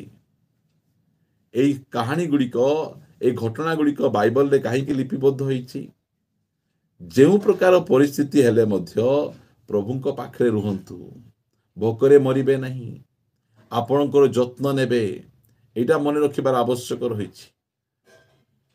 40 ବର୍ଷ ଧରି ଇସ୍ରାଏଲ ଲୋକମାନଙ୍କୁ ପ୍ରାନ୍ତରରେ ଖାଇବାକୁ ଦେଇଛନ୍ତି, କେହି ଜଣେ ମଧ୍ୟ ଭୋକରେ ମରିନାହାନ୍ତି। ପ୍ରତ୍ୟେକ ଜଣକୁ ପରମେଶ୍ୱର ଆହାର ଦେଇଛନ୍ତି। ଅନ୍ୟ କାରଣ ପାଇଁ ମଲେ ସିନା, ଭୋକରେ କେହି ମରିନାହାନ୍ତି। ଗୋଟେ ଖ୍ରୀଷ୍ଟିଆନ, ଗୋଟେ ପରିତ୍ରାଣ ପାଇଥିବା ଖ୍ରୀଷ୍ଟିଆନ, ଉଦ୍ଧାର ପାଇଥିବା ଖ୍ରୀଷ୍ଟିଆନ କେବେ ଭୋକରେ ମରେ ନାହିଁ। ସେଥିପାଇଁ ସେ ଏଇ ଜାଗାରେ ଦାଉଦ ଗୀତ ରଚକ, ସେ ଆମମାନଙ୍କୁ ଏଇ ସାକ୍ଷ୍ୟ ସେ ଦେଉଛନ୍ତି। ଆମେ ଏଇ ପଦଟା ପଢ଼ିବା। ଯଦି ଆମେ ପଢ଼ିବା ପାଇଁ ଯିବା 34 ଗୀତ, ଗୀତ ସଂଗୀତା ପୁସ୍ତକ, ଏହାର 37 ଗୀତ, କ୍ଷମା କରିବେ, 37 ପଢ଼ିବା ଆମେ। ଗୀତ ସଂଗୀତା 37 ଏହାର 25 ପଦରେ ଗୋଟେ ରାଜାଙ୍କର ସାକ୍ଷ୍ୟ ଶୁଣନ୍ତୁ। ସେ କ'ଣ ବୋଲି ସାକ୍ଷ୍ୟ ଦେଉଛନ୍ତି? ମୁଁ ଯୁବା ଥିଲି, ଏବେ ବୃଦ୍ଧ ହୋଇଅଛି, ତଥାପି ମୁଁ ଧାର୍ମିକକୁ ପରିତ୍ୟକ୍ତ ଅବା ତାହାର ବଂଶକୁ ଖାଦ୍ୟ ଭିକ୍ଷା କରିବାର ଦେଖି ନାହିଁ। କି ଭୟଙ୍କର ଷ୍ଟେଟମେଣ୍ଟ! ମୁଁ ଯୁବା ଥିଲି, ଏବେ ବୃଦ୍ଧ ହେଇଗଲି, ମୋର ଜୀବନ ସାରାରେ ମୁଁ ଅନେକ ବିଷୟକୁ ଦେଖିଛି। ଅଫିସରର ପୁଅ ଖାଦ୍ୟ ଭିକ୍ଷା କରିପାରିବ, କଲେକ୍ଟରର ପୁଅ ଖାଦ୍ୟ ଭିକ୍ଷା କରିପାରିବ, ମନ୍ତ୍ରୀର ପୁଅ, ଇଞ୍ଜିନିୟରର ପୁଅ, ବେପାରୀର ପୁଅ, ଧନୀ ଘରର ପୁଅ, ସେମାନେ ଖାଦ୍ୟ ଭିକ୍ଷା କରିପାରିବେ। ମାତ୍ର ଗୋଟେ ଧାର୍ମିକ ବ୍ୟକ୍ତିଙ୍କର ପୁଅ, ଗୋଟେ ଧାର୍ମିକ ବ୍ୟକ୍ତିର ବଂଶ, ସେମାନେ ଖାଦ୍ୟ ଭିକ୍ଷା କରିବେ ନାହିଁ। ଖାଇବାକୁ ଦିଅ, ଆମକୁ କିଛି ନାହିଁ, ତୁମେ ଦେଲେ ଆମେ ଚଳିବୁ, ନହେଲେ ଆମର ନାହିଁ, ଦେ ଦେ ଦେ ଦେ ଦେ ଦେ ମତେ ଦେ ଦେ ମତେ ଦେ ଦେ। ସେ ଦେ ଦେ ଷ୍ଟୋରି ଯାକ ତାଙ୍କର ନଥିବ। ଧାର୍ମିକ କେବେ ହେଲେ ଖାଦ୍ୟ ଭିକ୍ଷା କରିବେ ନାହିଁ। ଧାର୍ମିକର ବଂଶ, ଆପଣ ଯଦି ଧାର୍ମିକ ବଂଶ ହେଇଛନ୍ତି, ଆପଣ କାହାକୁ ଠକି ନାହାନ୍ତି, ଆପଣ ଲାଞ୍ଚ ଆଣି ନାହାନ୍ତି, ଆପଣ ମିଛ ମାୟା କରିକିନା ଆପଣଙ୍କର ଯଦି କୌଣସି ପ୍ରକାର ପଇସା ଜମା କରିନାହାନ୍ତି, ତାହେଲେ ଆପଣଙ୍କର ପିଢ଼ି ପିଢ଼ି ପାଇଁ ଆପଣ ଖାଦ୍ୟ ସଞ୍ଚୟ କରି ଯାଇଛନ୍ତି। ସେମାନେ ଖାଇବା ପାଇଁ କାହା ଆଗରେ ଯାଇକିନା ହାତ ବଢେଇବେ ନାହିଁ, ଦେଇଦିଅ, ଆମକୁ ଜବ୍ ନାହିଁ, ଦୟାକରି ଜବ୍ ଦିଅ, ତୁମେ ଜବ୍ ନଦେଲେ ଆମର ଚୁଲି କେମିତି ଜଳିବ, ଆମେ କି ପ୍ରକାର ଭାବେ ଆମେ ଚଳିବୁ, ଏସବୁ ଷ୍ଟୋରି ନାହିଁ। ପ୍ରିୟ ଭାଇ, ହେଇପାରିବ ନାହିଁ। ମାତ୍ର ବାପାଙ୍କ ଠାରୁ ଦୂରକୁ ଗଲା ପରେ ଏ ବ୍ୟକ୍ତିଙ୍କର, ଏ ସାନ ପୁଅର ଅବସ୍ଥା, ସବୁ ଖାଇ ଉଡ଼େଇ ଦେଲା। ସବୁ ଖାଇ ଉଡ଼େଇ ସାରିଲା ପରେ ଦୁର୍ଭିକ୍ଷ ପଡ଼ିଯାଉଛି, ଘୁଷୁରି ଖାଇବାଟା ଅଣ୍ଟୁ ନାହିଁ, କି ପ୍ରକାର ଅବସ୍ଥା। ସେହି ସମୟରେ ତାଙ୍କର ନିଷ୍ପତ୍ତି, ଆଜି ମଧ୍ୟ ଆପଣ ଗୋଟେ ନିଷ୍ପତ୍ତି ନିଅନ୍ତୁ। ଆଜି ଆମେ ନିଷ୍ପତ୍ତି ନେବାର ସମୟ, ବାପାଙ୍କ ନିକଟକୁ ଫେରିବାର ସମୟ, ଅନୁତାପ କରିକିନା ଫେରିବାର ସମୟ। ଅନେକ ସ୍ଥାନକୁ ଗଲେ ହାରିଗଲେ, ପାରିଲେ ନାହିଁ, ପ୍ରଭୁଙ୍କ ପାଖକୁ ଆସନ୍ତୁ, ଫେରି ଆସନ୍ତୁ ପ୍ରଭୁଙ୍କ ପାଖକୁ। ସେ କହିଲା, ମୁଁ ଉଠି ମୋର ବାପାଙ୍କ ପାଖକୁ ଯିବି ଓ ତାଙ୍କୁ କହିବି, ବାପା, ଈଶ୍ୱରଙ୍କ ବିରୁଦ୍ଧରେ ଓ ତୁମ୍ଭ ଦୃଷ୍ଟିରେ ମୁଁ ପାପ କଲି, ତୁମ୍ଭ ପୁଅ ବୋଲି ଡକାଯିବା ପାଇଁ ମୁଁ ଆଉ ଯୋଗ୍ୟ ନୁହେଁ, ମତେ ତୁମର ଜଣେ ମୂଲିଆ ପରି କରି ରଖ। କି ପ୍ରକାର ଭାବରେ ସେ ଭାଙ୍ଗି ଯାଇଛି। ସେ ଗୋଟେ କଥା ଜାଣିଛି, ବାପାଙ୍କ ପାଖରେ ମୂଲିଆ ହେଇକିନା ରହିଲେ ମଧ୍ୟ ଅଭାବ ହେବ ନାହିଁ। ବାପାଙ୍କ ପାଖରେ ଯେ ପ୍ରକାର ଭାବେ ରହିଲେ ମଧ୍ୟ ଅଭାବ ହେବ ନାହିଁ। ମୋତେ ବାପାଙ୍କ ଘରେ ମୁଁ ରହିବି। ପ୍ରିୟମାନେ, ଆଜି ମଧ୍ୟ ମଣ୍ଡଳୀ ଛାଡ଼ନ୍ତୁ ନାହିଁ। କୁହନ୍ତୁ, ମୋତେ ପ୍ରାର୍ଥନା ଦିଅ କି ନ ଦିଅ, ମୋତେ ସାମ୍ନାକୁ ଆସିବାକୁ କୁହ କି ନ ଆସ, ମୁଁ ଗୋଟେ କଣେ ପଡ଼ି ରହିବି, ମାତ୍ର ମୋତେ ମଣ୍ଡଳୀରେ ରହିବାର ଅଛି, ମୋତେ ସହଭାଗିତାରେ ରହିବାର ଅଛି। ଆମର ଏହି ପ୍ରକାର ମନୋଭାବ ରହିବାର ଅଛି। ମୋତେ ସେ ଚର୍ଚ୍ଚରେ ପ୍ରାର୍ଥନା କରିବା ପାଇଁ ସୁଯୋଗ ଦେଉନାହାନ୍ତି, ମୋତେ ସେ ଚର୍ଚ୍ଚରେ ସାମ୍ନାକୁ ଡାକୁନାହାନ୍ତି, ମୋତେ ସେ ଚର୍ଚ୍ଚରେ କୌଣସି ପ୍ରକାର ଭାବରେ ମୋତେ ଦେଖୁନାହାନ୍ତି। ମୁଁ ଏ ଚର୍ଚ୍ଚ ଛାଡ଼ିଦେବି, ପଳେଇ ଯିବି, ମୁଁ ଏ ଚର୍ଚ୍ଚରେ ରହିବି ନାହିଁ। ଚର୍ଚ୍ଚର ପାଳକ ବହୁତ ଭଲ, ବହୁତ ବାକ୍ୟ ଭଲ ଦିଅନ୍ତି, ଆଉ ସେଇ ସ୍ଥାନରେ ସବୁ ଯାକ ଠିକ୍, ଯେ ମୋତେ କିଛି ପଚାରୁନାହାନ୍ତି, ମୋତେ କିଛି ଦେଖୁନାହାନ୍ତି, ମୋ ଆଡ଼କୁ ଅନାଉନାହାନ୍ତି, ମୋ ପାଇଁ କିଛି କଥା କହୁନାହାନ୍ତି, ମୋତେ ସେଠି ଯିବାକୁ ମୋତେ ଭଲ ଲାଗିବ ନାହିଁ। ଆଜି ଅନେକ ଲୋକଙ୍କୁ ସେଇଟା ସବୁ ଜାଗାରେ ଟେକିବାର ଆବଶ୍ୟକ ରହିଛି। ଯାଉ ଯାଉ ତାଙ୍କୁ ବଡ଼ ଚେୟାର ଗୋଟେ ଦେଇଦେବାର ଅଛି, ଯାଉ ଯାଉ ତାଳି ମାର ତାଳି ମାର, ଆଜ୍ଞା ଆସିଲେ ବୋଲି କହିଲେ, ଓ ମୋତେ ଭୟଙ୍କର, ଏଇଟା ସିନା ଗୋଟେ ମଣ୍ଡଳୀ, ଏଇଟା ସିନା ଲୋକମାନେ ଏହି ପ୍ରକାର ମନୋଭାବ ଧରିକିନା ସେମାନେ ସଭା ସମିତି ଚର୍ଚ୍ଚକୁ, ଏ ଫାରୁସି ମାନଙ୍କ କ'ଣ ହାଟ ବଜାରରେ କିଏ ଦେଖିଲେ ନମସ୍କାର ଆଜ୍ଞା, ନମସ୍କାର ଆଜ୍ଞା, ପ୍ରେଜ୍ ଦ ଲର୍ଡ, ହାଲେଲୁୟା ବୋଲି କହିଲେ, ହଁ ନମସ୍କାର ନମସ୍କାର ନମସ୍କାର। ତା ପଛେ ଆଉ ଯାଇକିନା ଭୋଜିରେ ଡାକୁ ଡାକୁ ଯାଉ ଯାଉ, ଏ ଆଜ୍ଞା ଆସିଲେ, ସେ ବଡ଼ ଚେୟାର ଖାଲି କର, ସେ ବରକୁ ସାଇଡ୍ କରିଦିଅ, ଆଜ୍ଞାଙ୍କୁ ସେଠି ବସେଇ ଦିଅ ବୋଲି କହିଲେ, ଓ ସେ ଭୋଜିରେ ଯାହା ବି ରୋଷେଇ ହେଇଥାଉ ନା କାହିଁକି, ଆଙ୍କୁ ବଡ଼ ଚେୟାର ମିଳିଗଲା ବୋଲି କହିଲେ ହେଇଗଲା, ଓ ଆଙ୍କୁ ସମ୍ମାନର ଭୋକା। ଏଇ ପ୍ରକାର ଲୋକମାନେ ଅଛନ୍ତି। ସେ କହୁଛନ୍ତି, ଏଇ ଯୋଉ ସାନ ପୁଅ, ମୁଁ ଗୋଟେ କଣରେ ପଡ଼ି ରହିବି, ମୁଁ ଯୋଉ ପ୍ରକାର କାମ କରିଛି, ମୋତେ ଆଉ ପୁଲପିଟକୁ ମୋତେ ଯାଇପାରିବି ନାହିଁ, ମୋତେ କୌଣସି ପ୍ରକାର ଭାବରେ ଆଗକୁ ମୋତେ ଗଲା ପରି ମୋର ସେମିତି ନାହିଁ, ମୋତେ ସେ କଣରେ ଗୋଟେ ପକେଇକିନା ରଖିଦିଅନ୍ତୁ, ମାତ୍ର ମୋତେ ଗ୍ରହଣ କରିଦିଅ। ଆଜି ଏଇଟା ଲୋକମାନେ ଜାଣନ୍ତି ନାହିଁ, ମଣ୍ଡଳୀରେ ରହିବାର ଆଶୀର୍ବାଦ, ଏଇସବୁ ଯାକ ଲୋକମାନେ ସେତେ ଭଲ ଭାବରେ ବୁଝନ୍ତି ନାହିଁ। ସେଇଟା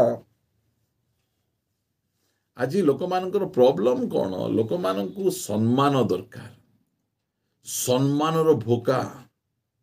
ପ୍ରଚାର କଲା ପରେ 5 ଜଣଙ୍କୁ ପଚାରିବେ, କେମିତି ଥିଲା ଆଜି, କହିବାର ଅଛି, ଓ ୱଣ୍ଡରଫୁଲ ଆଜ୍ଞା।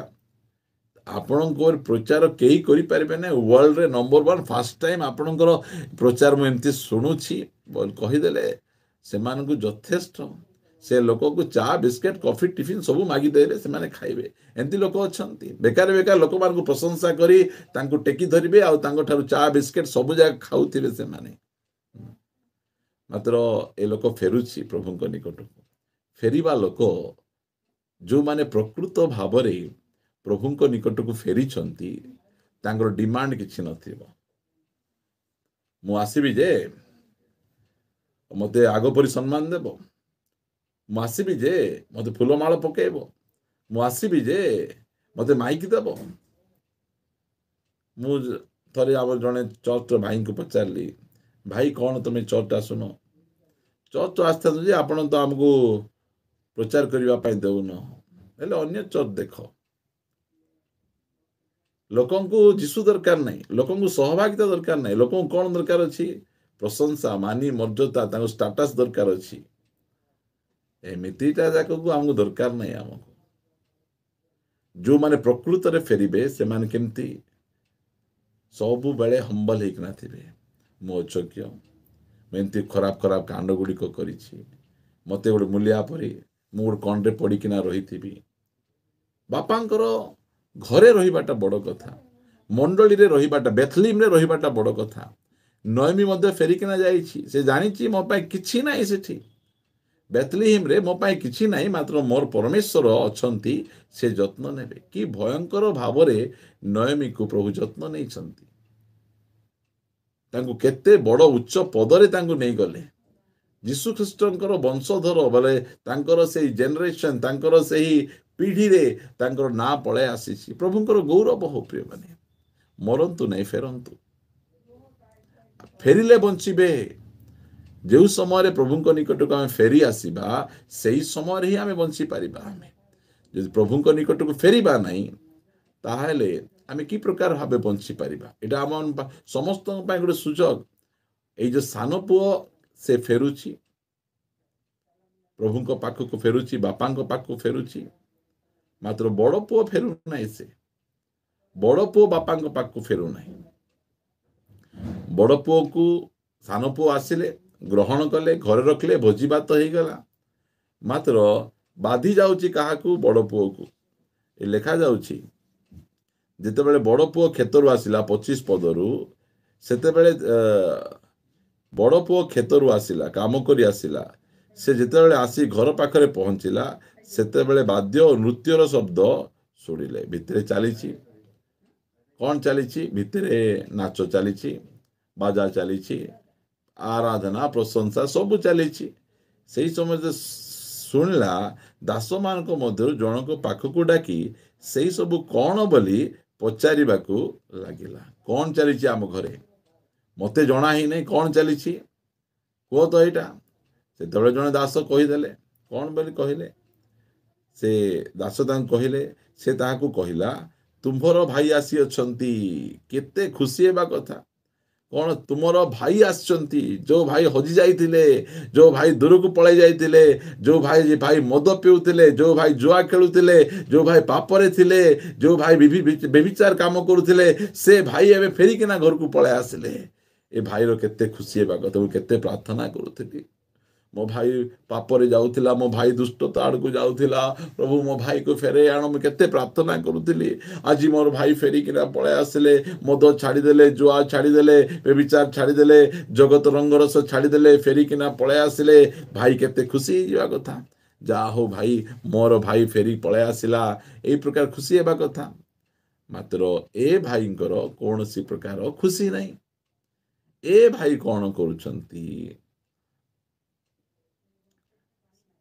पढ़ा आम 28 पद से रागी जाई वाह लोक माने परिवर्तन हेले मंडली में केते लोक अछंती रागिबा पई सेमान पाखरे बापांक हृदय नथिबो बड़ भाईंकर हृदय थिबो सेमान पाखरे मु सीनियर की सीनियर की जना पड़िबो नहीं जो माने बेसी मु सीनियर बोले से माने बड़ बड़ सीनियर माने से माने अटंती एटा आमे बुझी रखिबार आवश्यक रही अछि प्रभु आमान को सहाय्य करंतु ए जो बड़ भाई मान को स्पिरिट टा बहुत खराब लोक मान को उन्नति देखि पारिबे नहीं ଲୋକମାନଙ୍କ ପରିବର୍ତ୍ତନ ଦେଖିପାରିବେ ନାହିଁ। ଲୋକମାନେ ଫେରିକିନା ପ୍ରଭୁଙ୍କ ପାଖକୁ ଆସିଲେ ସହ୍ୟ କରିପାରିବେ ନାହିଁ। ତାଙ୍କୁ ଆହୁରି କାହିଁକି ଗ୍ରହଣ କରୁଛ? ସେ ତ ଏମିତି କଲା, ସେମିତି କଲା। ବାପା ଗ୍ରହଣ କଲେ, ଭାଇକୁ କାହିଁକି ବାଧୁଛି? ସେ ଭାବୁଛି ମୋର ଧନ ସମ୍ପତ୍ତି ଆହୁରି ଖାଇବାକୁ ଆସିଲାଣି, ମୋର ସ୍ଥାନ ନେଇଯିବ, ମୋର ଜାଗା ନେଇଯିବ। ମୁଁ କେତେ ବଢ଼ିଆ ଭାବରେ ଏକଲା ରହିକିନା ମାଡ଼ି ବସିଥିଲି, ଇଏ ଆଉ କାହିଁକି ଫେରିକିନା ଆସିଲା? ଫେରିଲେ ବଞ୍ଚିବେ। ସେ ସାନ ପୁଅ ଫେରିକିନା ପଳାଇ ଆସୁଛି। ବଡ଼ ପୁଅ କ'ଣ ସେଥିରେ ରାଗି ଯାଇ ଭିତରକୁ ଯିବା ପାଇଁ ମଙ୍ଗିଲା ନାହିଁ। ମୁଁ ଯିବି ନାହିଁ ଭିତରକୁ, ମୋତେ ଇଚ୍ଛା ନାହିଁ, ତାର ମୁହଁ ଦେଖିବା ପାଇଁ ଚାହୁଁନାହିଁ। ଏଇଟା କୋଉ ପ୍ରକାର ସ୍ପିରିଟ୍ ଆମେ ପାଇଛୁ? କୋଉ ପ୍ରକାର ଭାଇ ଏଟା? ଗୋଟେ ଭାଇ ପ୍ରଭୁଙ୍କ ପାଖକୁ ପଳାଇ ଆସିଲା ପରେ ଆଉ ଗୋଟେ ଭାଇ ଖୁସି ହେବା କଥା, ଆନନ୍ଦ କରିବା କଥା, ତାଙ୍କୁ କଂଗ୍ରାଚୁଲେସନ କରିବା କଥା। ମାତ୍ର ଏଇଟା କୋଉ ପ୍ରକାର ଭାଇ? ମାତ୍ର ଲେଖାଗଲା, କିନ୍ତୁ ତାହାର ପିତା ବାହାରକୁ ଆସି ତାହାକୁ ବହୁତ ବୁଝେଇବାକୁ ଲାଗିଲେ। ବୁଝାଉଛନ୍ତି। ଏ ସାନ ପୁଅକୁ ବୁଝେଇବା ପାଇଁ ଗଲେ ନାହିଁ। ବୁଝନ୍ତୁ, ବୁଝେଇବା ପାଇଁ କାହାକୁ ଆସୁଛନ୍ତି? ବଡ଼ ପୁଅକୁ ବୁଝେଇବା ପାଇଁ ଆସୁଛନ୍ତି। ଆଜି ମଣ୍ଡଳୀରେ ଅନେକ ବଡ଼ ପୁଅମାନେ ଅଛନ୍ତି, ଯେଉଁମାନେ କି ବସିଛନ୍ତି। ପରମେଶ୍ୱର ସେମାନଙ୍କୁ ବୁଝାଉଛନ୍ତି, ବାକ୍ୟ ଦ୍ୱାରା ବୁଝାଉଛନ୍ତି, ଶିକ୍ଷା ଦ୍ୱାରା ବୁଝାଉଛନ୍ତି, ମାତ୍ର ବୁଝୁନାହାନ୍ତି। ଆପଣ କେବେ ବୁଝିବେ? ଆପଣ କେବେ ବୁଝିବେ? ସେ ଫେରିକିନା ପଳାଇ ଆସିଲା। ବାପା ତାଙ୍କୁ ବାହାରକୁ ବାହାରି ଆଲିଙ୍ଗନ କରି ଘର ଭିତରକୁ ପାଛୋଟିକିନା ନେଇଗଲେ। ମାତ୍ର ବଡ଼ ପୁଅ ତାକୁ ବୁଝାଉଛନ୍ତି। ଏ ବଡ଼ ପୁଅ କେମିତିଟା? ଅବୁଝାଟା। ମୁଁ ବୁଝିବି ନାହିଁ। ତାକୁ ତୁମେ କାହିଁକି ଗ୍ରହଣ କଲ? ତା ପାଇଁ ତୁମେ କାହିଁକି ଭୋଜିଭାତ କଲ? ମୋ ପାଇଁ ତ କେବେ କରିନାଅ। ମୋ ପାଇଁ କେବେ ଭୋଜି କରିଛ? ମୋ ପାଇଁ କେବେ ତାଳି ମରା ଯାଇଛି? ମୋ ପାଇଁ କେବେ ମିଟିଂ ଆରେଞ୍ଜ କରାଯାଇଛି? ତାହା ପାଇଁ ତୁମେ କାହିଁକି କଲ? କେମିତି ପୁଅ? ବଢ଼ିଆ ପୁଅ, ବଡ଼ ପୁଅ। ଫେରନ୍ତୁ। ନୟମୀ ଫେରିଗଲେ, ସାନ ପୁଅ ଫେରିଲେ, ମାତ୍ର ବଡ଼ ପୁଅ, ଏମାନେ କୟନ କି ନାହିଁ? ବଡ଼ ପୁଅ ମାନେ ହେଉଛନ୍ତି କୟନ। କୟନର ମଧ୍ୟ ଯେତେବେଳେ ନୈବେଦ୍ୟକୁ ଅଗ୍ରାହ୍ୟ କରାଗଲା, ପରମେଶ୍ୱର ବ୍ୟକ୍ତିଗତ ଭାବରେ ଆସି କୟନକୁ କହିଲେ, ସତ୍କର୍ମ କଲେ କି ଊର୍ଦ୍ଧ୍ୱମୁଖ ହେବ ନାହିଁ, ନହେଲେ ପାପ ଦ୍ୱାର ନିକଟରେ ଛକି ବସିଥିବ। ବୁଝି ଦେଖନ୍ତୁ, ପରମେଶ୍ୱର ଜଣଙ୍କୁ କାଉନ୍ସିଲିଂ କଲା ପରେ ମଧ୍ୟ ସେ ପରମେଶ୍ୱରଙ୍କ କାଉନ୍ସିଲିଂକୁ ନ ବୁଝି ପଛ ଆଡ଼କୁ ଯାଇ ନିଜର ସାନ ଭାଇର ହତ୍ୟା କରୁଛି। କି ପ୍ରକାର ଭାବରେ ସେ ଭାଇ ହେଇଥିବ? ସେଥିପାଇଁ ଲେଖାଯାଉଛି, ମାତ୍ର ସେ ପିତାଙ୍କୁ ଉତ୍ତର ଦେଲା, ଦେଖ, ଏତେ ବର୍ଷ ହେଲା ମୁଁ ତୁମ୍ଭର ଗୋଲାମ ପରି ଖଟି ଆସିଛି। ଆଜି ଲୋକମାନଙ୍କର ଗୋଲାମଗିରି। ଆଜି ସେମାନେ ଚର୍ଚ୍ଚରେ ଅଛନ୍ତି, ମାତ୍ର ଏବେ ଯାଏ ଗୋଲାମ ଅଛନ୍ତି। ସେମାନେ ପୁଅ ଏବେ ଯାଏ ହେଇନାହାନ୍ତି। ସେମାନେ ଗୋଲାମ ପରି ଏକା ରହୁଛନ୍ତି, ସେମାନେ ଦାସ ପରି ଏକା ରହୁଛନ୍ତି। ପୁଅ ସିନା ମନୋଭାବ ଦାସ ପରି। ବହୁତ ବିଷୟ ଅଛି, ସମୟ ସାପେକ୍ଷ ଦୃଷ୍ଟିରେ ଆମେ ଏତେ ସବୁ ବିଷୟ ଗୁଡ଼ିକୁ ଆମେ ଧ୍ୟାନ କରିପାରିବା ନାହିଁ। ମାତ୍ର ସେ ପିତାଙ୍କୁ ଉତ୍ତର ଦେଲା, ଏତେ ବର୍ଷ ହେଲା ମୁଁ ତୁମର ଗୋଲାମ ପରି ଖଟି ଆସିଛି, ପୁଣି କେବେ ହେଲେ ତୁମ୍ଭର ଆଜ୍ଞା ଲଙ୍ଘନ କରିନାହିଁ। ଏମାନେ ବହୁତ ଆଜ୍ଞାକୁ କଟ୍ଟର ଭାବରେ ମାନିବା ଲୋକମାନେ। ପ୍ରଭୁଙ୍କୁ ପ୍ରେମ ନାହିଁ, ମାତ୍ର ତାଙ୍କର ଆଜ୍ଞାକୁ ଏମାନେ ମାନୁଛନ୍ତି। ତଥାପି ମୋର ବନ୍ଧୁମାନଙ୍କ ସହିତ ଉତ୍ସବ କରିବାକୁ ତୁମେ ମୋତେ କେବେ ହେଲେ ଛେଳି ଛୁଆଟି ସୁଦ୍ଧା ଦେଇନାହ। କମ୍ପ୍ଲେନ୍, ତୁମେ ମୋତେ କ'ଣ ଦେଇଛ? ତୁମେ ମୋତେ କିଛି ଦେଇନାହ। ଆଜି ଅନେକ ଜଣ ଚର୍ଚ୍ଚରେ ଅଛନ୍ତି, ମୋତେ କି ଦେଇଛ ତୁମେ?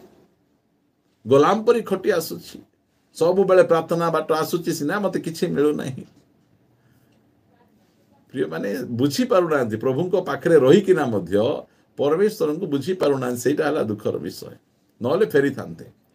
ତା ପଛେ ଲେଖାଗଲା 30, କିନ୍ତୁ ଏହି ଯେଉଁ ପୁଅ ବେଶ୍ୟାମାନଙ୍କ ସହିତ ତୁମର ସର୍ବସ୍ୱ ଖାଇ ଉଡ଼େଇ ଦେଇଛି, ସବୁ ଖବର ରଖିଛି।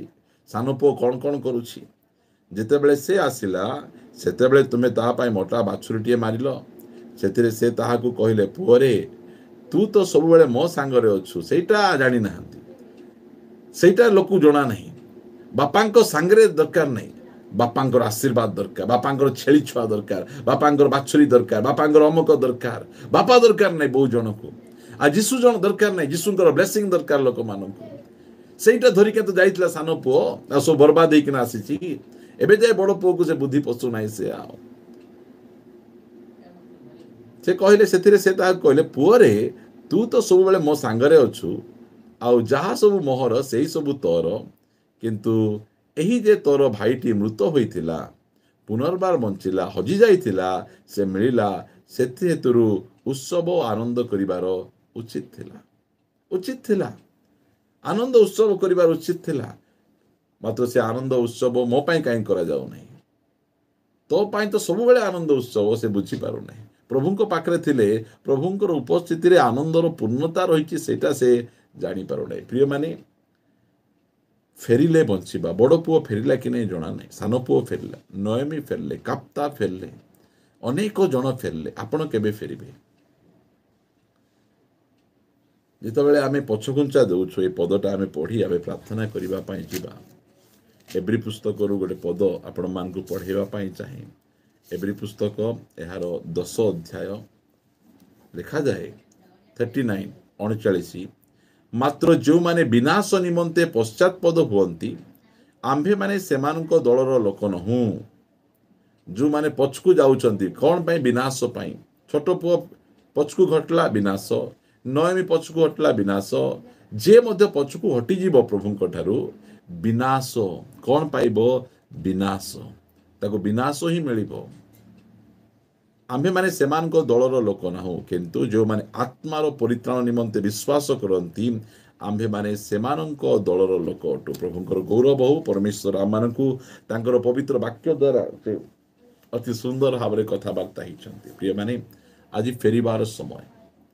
ଆଜି ଗୋଟିଏ ରିପେଣ୍ଟେଣ୍ଟ କରିବାର ସମୟ, ପ୍ରଭୁଙ୍କ ନିକଟକୁ ଫେରି ଆସିବାର ସମୟ। ସାନ ପୁଅ କୌଣସି ଖାତିର କଲା ନାହିଁ, ଫେରି ଆସିଲା। ନୟମୀ ମଧ୍ୟ ଫେରି ଆସିଲା। ବଡ଼ ପୁଅ ଫେରିଲା କି ନାହିଁ ଜଣା ନାହିଁ। ଯେଉଁମାନେ ଫେରିବେ ନାହିଁ ସେମାନେ ମରିବେ, ଆଉ ଯେଉଁମାନେ ମରିବେ ନାହିଁ, ଯେଉଁମାନେ ଫେରିବେ ସେମାନେ ମରିବେ ନାହିଁ, ବଞ୍ଚିବେ। ଆଜି ଆମମାନଙ୍କ ପାଇଁ ସୁଯୋଗ, ଆମେ ପ୍ରଭୁଙ୍କ ନିକଟକୁ ଫେରିବା।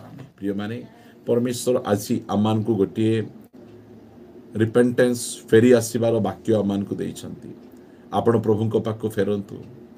ଆପଣ ଘରେ ରହି, ଚର୍ଚ୍ଚ ରହି ହଜି ଯାଇଛନ୍ତି।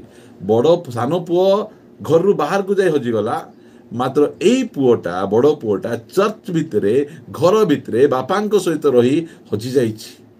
ତାକୁ ବାହାରେ ସାଙ୍ଗମାନଙ୍କ ସହିତ ଆନନ୍ଦ କରିବା ପାଇଁ ଛେଳି ଛୁଆ ଦରକାର ତାକୁ। ବାପାଙ୍କ ପାଖରେ ତାକୁ ଆନନ୍ଦ ମିଳୁନାହିଁ। ମୋତେ ଆନନ୍ଦ ବାପାଙ୍କ ପାଖରେ ମିଳୁନାହିଁ। ମୋତେ ମୋବାଇଲ ଦେଖିବାକୁ ଇଚ୍ଛା ଯେ, ମାତ୍ର ମୋବାଇଲ ଦେଖିଲେ ବାପା ଖରାପ ଭାବେ। ବାପାଙ୍କ ପାଖରେ ଆନନ୍ଦ ନାହିଁ। ମୋତେ ଗାର୍ଲଫ୍ରେଣ୍ଡ ବୟଫ୍ରେଣ୍ଡ ଇଚ୍ଛା ସିନା, ମାତ୍ର ବାପାଙ୍କ ପାଖରେ ସେ ଆନନ୍ଦ ମିଳୁନାହିଁ। ଗାର୍ଲଫ୍ରେଣ୍ଡ ବୟଫ୍ରେଣ୍ଡ ପାଖକୁ ଦରକାର ତାକୁ। ପ୍ରଭୁ ଆମମାନଙ୍କୁ ସାହାଯ୍ୟ କରନ୍ତୁ।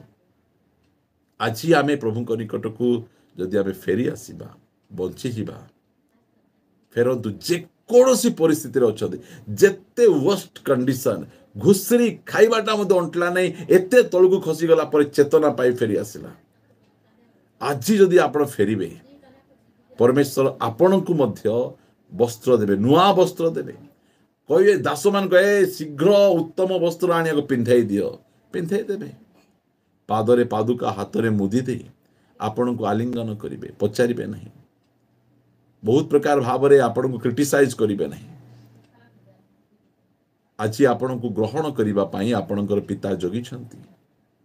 ଆଲିଙ୍ଗନ କରିବା ପାଇଁ, ପାଛୋଟି ନେବା ପାଇଁ, ଆପଣଙ୍କୁ ନିଜର କରିବା ପାଇଁ, ଆପଣଙ୍କର ଅଭିଷେକ ଗୌରବକୁ ଫେରାଇ ଦେବା ପାଇଁ ଆଜି ମଧ୍ୟ ଜଗିଛନ୍ତି।